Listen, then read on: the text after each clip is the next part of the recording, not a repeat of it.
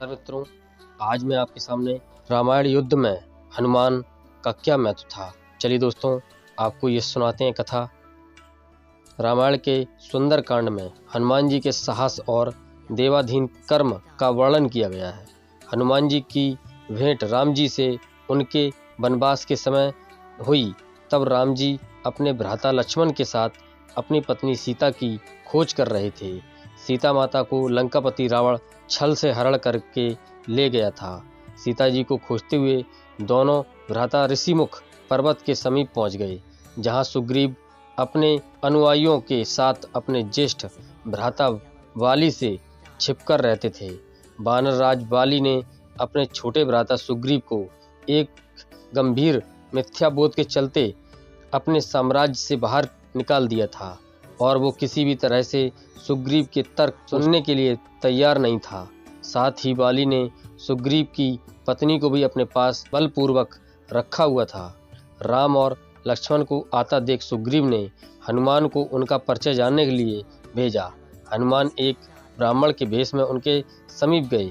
हनुमान के मुख से प्रथम शब्द सुनते ही श्री राम ने लक्ष्मण से कहा, कोई भी बिना वेद पुराण को जाने ऐसा नहीं बोल सकता जैसा इस ब्राह्मण ने बोला। राम जी को उस ब्राह्मण के मुख, नेत्र, माथा, भौं या अन्य किसी भी शारीरिक संरचना से कुछ भी मिथ्या प्रतीत नहीं हुआ। राम जी ने लक्ष्मण से कहा कि इस ब्राह्मण के मंत्र मुग्ध उच्चारण को सुन के तो शत्रु भी अस्त्र त्याग देगा। उन्होंने ब्राह्मण की और प्रसन्नता करते हुए कहा कि वो नरेश निसंकोच ही सफल होगा जिसके पास ऐसा गुप्तचर होगा। श्री राम के मुख से इन सब बातों को सुनकर हनुमान जी ने अपना वास्तविक रूप धारण किया और श्री राम के चरणों में नतमस्तक हो गए। श्री राम ने उन्हें उठाकर अपने हृदय से लगा लिया। उसी दिन एक भक्त और भगवान का हनुमान और प्रभु राम के रूप में अटूट और अनस्वर मिलन हुआ। तत्पश्चात हनुमान ने श्री राम को सुग्रीव की मित्रता कराई। उसके पश्चात ही श्री राम ने बाली को मारकर सुग्रीव को उसका सम्मान और गौरव वापस दिलाया और लंका युद्ध में सुग्रीव ने अपनी वानर सेना के साथ श्री राम का सहयोग किया। सीता माता की खोज में वानरों का एक दक्षिण तट पे पहुंच गया, मगर इतने विशाल सागर को लांघने का साहस किसी में भी नहीं हुआ था। स्वयं हनुमान जी भी बहुत चिंतित थे कि कैसे इस समस्या का समाधान निकाला जाए। उसी समय जामवंत और बाकी अन्य वानरों ने हनुमान को उनकी अद्भुत शक्तियों का स्मरण कराया। अपनी शक्तियों का स्मरण होते ही हनुमान ने अपना रूप विस्तार किया और पवन वेग से सागर को उड़ के पार करने लगे। रास्ते में उन्हें एक पर्वत मिला और उसने हनुमान से कहा कि उनके पिता का उसके ऊपर शरण है।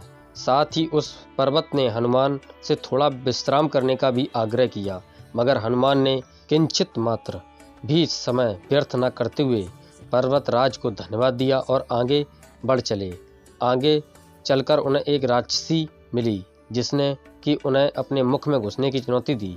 परिणाम स्वरूप हनुमान ने उस राक्षसी की चुनौती को स्वीकार किया और बड़ी चतुराई से अति लघु रूप धारण करके राक्षसी के मुख में प्रवेश करके बाहर आ गए। अंत में उस राक्षसी ने संकोच पूर्वक ये स्वीकार किया कि वो उनकी बुद्धिमत्ता की परीक्षा ले रही थी।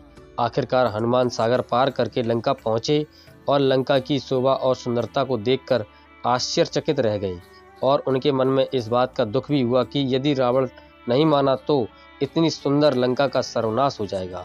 तत्पश्चात हनुमान ने अशोक वाटिका में सीता जी को देखा और उनको अपना परिचय बताया। साथ ही उन्होंने माता सीता को सांत्वना दी और साथ ही वापस प्रभु श्री राम के पास चलने का आग्रह भी किया, मगर माता सीता ने यह कहकर अस्वीकार कर दिया कि ऐसा होने पर श्री राम के पुरुषार्थ को ठेस पहुंचेगी। हनुमान ने माता सीता को प्रभु श्री राम के संदेश का ऐसे वर्णन किया जैसे कोई महान ज्ञानी लोगों को ईश्वर की महानता के बारे में बताता है। माता सीता से मिलने के तत्पश्चात हनुमान प्रतिरोध लेने के लिए लंका को तहस नहस करने लगे। उनको बंदी बनाने के लिए रावण पुत्र मेघनाथ इंद्रजीत ने ब्रह्मास्त्र का प्रयोग किया। ब्रह्मा जी का सम्मान करते हुए हनुमान ने स्वयं को ब्रह्मास्त्र के बंधन में बंधने दिया। साथ ही उन्होंने विचार किया कि इस अवसर का लाभ उठा कर वो लंका के विख्यात रावण से मिल भी लेंगे और उनकी शक्ति का अनुमान भी लगा लेंगे। इन्हीं सब बातों को सोचकर हनुमान ने स्वयं को रावण के समक्ष बंदी बनकर उपस्थित होने दिया। जब उन्हें रावण के समक्ष लाया गया तो उन्होंने रावण को प्रभु श्री राम का चेतावनी भरा संदेश सुनाया और साथ ही ये भी कहा कि यदि रावण माता सीता को आदरपूर्वक प्रभु श्री राम को लौटा देगा तो प्रभु उसे क्षमा कर देंगे। क्रोध में आकर रावण ने हनुमान को मृत्यु दंड देने का आदेश दे दिया, मगर रावण के छोटे भाई विभीषण ने ये कहकर बीच बचाव किया कि एक दूत को मारना आचार संहिता के विपरीत है। ये सुनकर रावण ने हनुमान की पूंछ में आग लगाने का आदेश दिया। जब रावण के सैनिक हनुमान की पूंछ में कपड़ा लपेट रहे थे तब हनुमान ने अपनी पूंछ को खूब लंबा कर लिया और सैनिकों को कुछ समय तक परेशान करने के पश्चात पूंछ में आग लगाने का अवसर दे दिया। पूंछ में आग लगते ही हनुमान ने बंधन मुक्त होके लंका को जलाना शुरू कर दिया और अंत में पूंछ में लगी आग को समुद्र में बुझाकर वापस प्रभु श्री राम के पास आ गए। लंका युद्ध में जब लक्ष्मण मूर्छित हो गए थे तब हनुमान जी को ही द्रोणागिरी पर्वत पर संजीवनी बूटी लाने भेजा गया था, मगर वो बूटी को भली भांति पहचान नहीं पाए और पुनः अपने पराक्रम का परिचय देते हुए वो पूरा द्रोणागिरी पर्वत ही रणभूमि में उठा लाए और परिणाम स्वरूप लक्ष्मण के प्राण की रक्षा की। भावुक होकर श्री राम ने हनुमान को हृदय से लगा लिया और बोले कि हनुमान, तुम मुझे भ्राता भरत की भांति ही प्रिय हो। हनुमान का पंचमुखी अवतार भी रामायण युद्ध की ही एक घटना है। अहि रावण जो कि काले जादू का ज्ञाता था, उसने राम और लक्ष्मण का सोते समय हरण कर लिया और उन्हें विमोहित करके पाताल लोक में ले गया। उनकी खोज में हनुमान भी पाताल लोक पहुंच गए। पाताल लोक के मुख द्वार पर युवा प्राणी मगरध्वज पहरा देता था, जिसका आधा शरीर मछली का था और आधा शरीर बानर का था। मगरध्वज के जन्म की कथा भी बहुत रोचक है। यद्यपि हनुमान ब्रह्मचारी थे मगर मगरध्वज उनका ही पुत्र था। लंका दहन के पश्चात जब हनुमान पूंछ में लगी आग को बुझाने गए तो उनके पसीने की बूंद समुद्र में गिर गई। उस बूंद को एक मछली ने पी लिया और वो गर्भवती हो गई। इस बात का पता तब चला जब उस मछली को अहि रावण की रसोई में लगाया गया। मछली के पेट में से जीवित बच्चे उस विचित्र प्राणी को निकाला गया। अहि रावण ने उसे पालकर बड़ा किया और उसे पातालपुरी के द्वार का रक्षक बना दिया।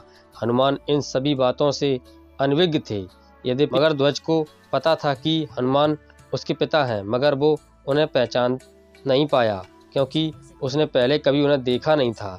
जब हनुमान ने अपना परिचय दिया तो वो जान गया कि ये मेरे पिता हैं, मगर फिर भी उसने हनुमान के साथ युद्ध करने का निश्चय किया क्योंकि पातालपुरी के द्वार की रक्षा करना उसका प्रथम कर्तव्य था।